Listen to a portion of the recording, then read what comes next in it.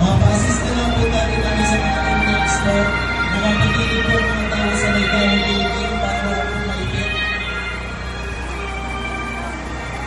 Interns po tayo dito sa may Gaho building.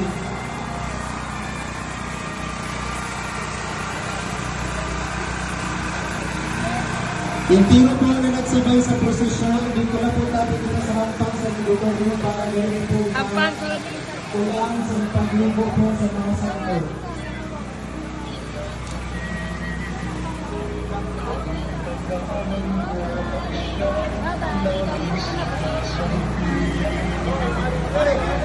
Sa hampang na po tabi kita sa auditorium, wala na po din sa may gilid para dire po maipit.